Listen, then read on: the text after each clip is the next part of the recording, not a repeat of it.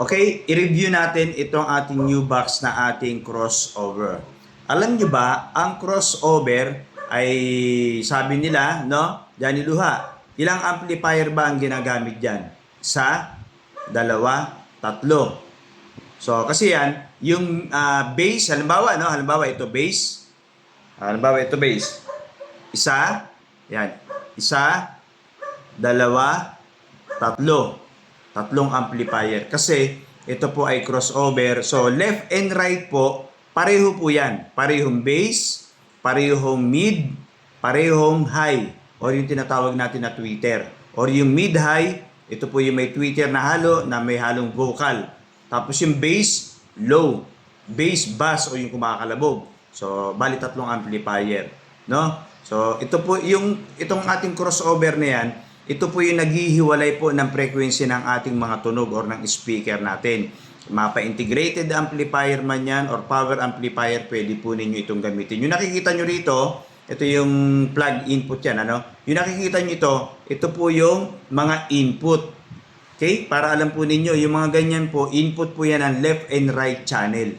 Okay? Kabilaan. Kung lalo na sa mga stereo. Mas maganda kasing ginagamit yan, dalawa na yan. No? Tapos, itong mga nakikita nyo na yan, yung sinasabi ko sa inyo, pareho lang yan. Bass, bass, mid, mid, high, high. Pare-pareho lang po yan.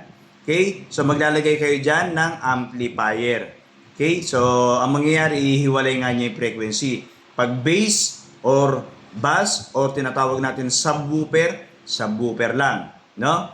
Pag mid, mid lang. Pag high, high lang. Or yung tweeter, tweeter lang. Yun po yung mga ihiwalay niyang mga frequency ng crossover. No, yun ang trabaho ng crossover. Siyempre, mas maganda tunog nun. Then, ganito yan. Alam niyo ba pwede kayong gumamit ng 6 na amplifier? Talaga ba, Johnny Luha? Tatlo lang yan Pare-pareho lang yan Tama po, no? Pero pwede po kayong gumamit ng 6 na amplifier. Mapa-integrated man yan or power amplifier. Kaya lang, siyempre, magastos. Bakit? Imbis na tatlo lang gagamitin mo, 6. No? Mas malakas ba yung tatlo kumpara sa 6? Mas malakas po. Bakit kamo? Kasi ang dami mong speaker na magagamit. No, kung dito, halimbawa, naglagay kayo ng isang amplifier sa bass, no? Meron na kayo dalawang speaker agad ng pang-bass. Mapa D18 man yan or D15. Bass din to. Nilagay nyo pa to ng isang amplifier. O di ilang speaker na, 4 na agad ang may lalagay mo. Bali, 2 na rito, 2 rito, di 4 na agad. No? Kasi kung dito kayo magkukunik ng bass, isang power amplifier, although pwede mong gawing 4, maglilink kayo ng speaker. Ganun pong gagawin. Kaya lang, kung meron ka pang isang amplifier dito para sa bass, maglilink ka ng speaker, 4 bali 8 speaker ang may lalagay mo. Kung kaya ng amplifier mo, depende kasi sa amplifier yan. Ano? So, paano nangyayari yun, Johnny Luha? Na maging 6 na amplifier ang i-connect. So, ang gagawin natin nakamono.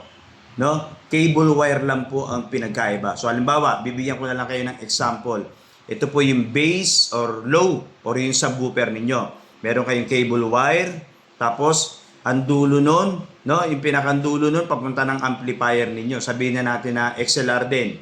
So, XLR, female XLR to dual male XLR papunta sa left and right ng inyong power amplifier or integrated amplifier. So, nakamono na agad.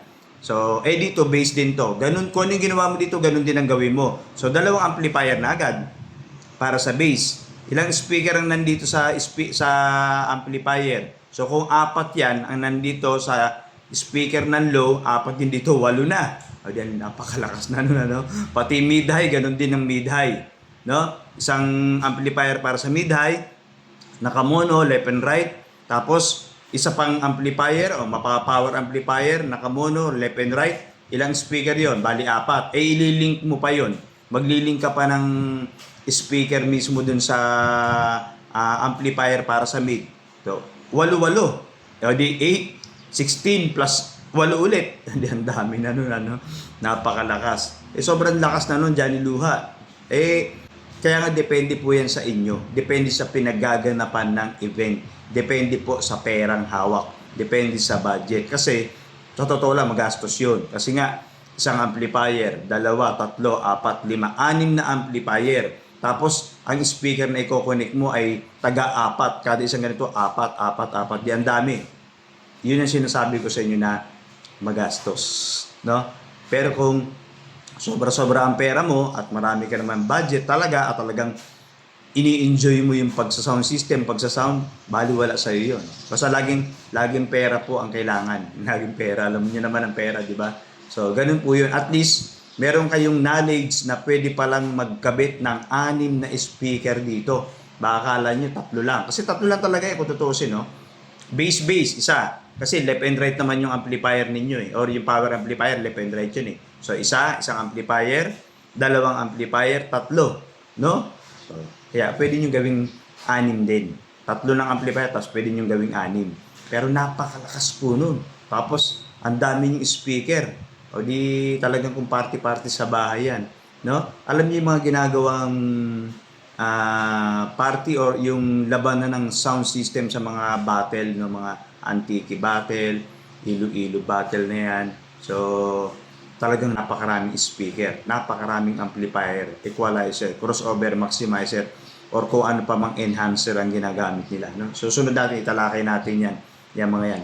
So, ito po yung ating new box na ating crossover na pwede kayo mag-check out sa mga nilalagay ko pong link, no? Sa TikTok account ko, meron tayong yellow basket doon. Pwede kayo mag-check out ng ganitong new box na ating audio mixer. Okay? So, kung may gusto pa kayo matutunan, pwede kayo mag-iwan ng comment at gagawa natin ng tutorial. Johnny Luha po ito.